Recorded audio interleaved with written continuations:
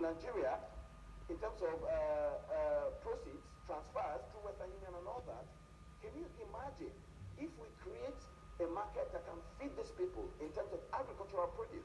Because I notice Nigerians abroad are always looking for the opportunity, or they still buy Nigerian agricultural produce. So this is an opportunity for us to make the money rather than complaining. All right, Aliyu, I agree with you when you said that certainly we can't leave all of these things to government alone. But you also talked about the fact that government needs to create an enabling environment and a good business environment for all of these things. Now, tapping from the question my colleague Azizat asked you earlier on, we know the difference between the market worth of cocoa and the market worth of chocolate, for instance. So if we're taking that into cognizance in the place of yam, do you think government has failed when it comes to creating an enabling environment for other private investors to come in to provide the market chain value of turning yam into different kind of products?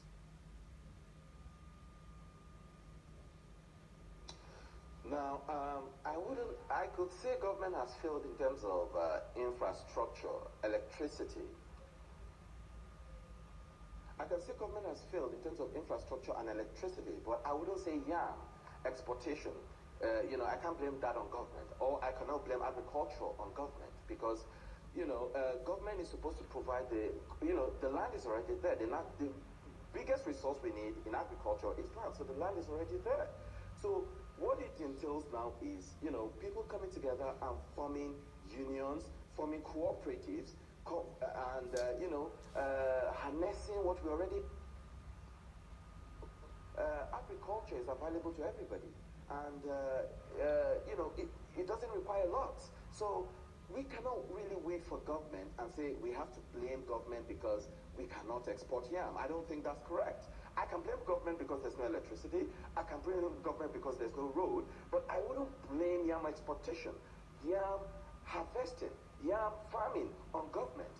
80% of yam farming and exportation relies on the private citizens, on the private individual. If we're serious about going into that market, there's a lot we can do. We have the Nexim Bank, to support agricultural exportation, and I see it functioning. I was a banker for 12 years, and I've seen people, honest farmers, doing export business, actually getting money and support from the Nexim Bank. So I think we should stop sitting down and complaining about government. We should get up there with our hoes, with our farms, and start farming and getting. There's a lot of market for farm in Indonesia, around Africa, in Europe, in America. Even yam is used in industries in China. So we should stop complaining. We have all it takes. We just have to work. Not only yam, we have cassava, we have rice, we have maize, we have sorghum, and there's enough land from here that we can use to farm all this. So let's start investing in agriculture.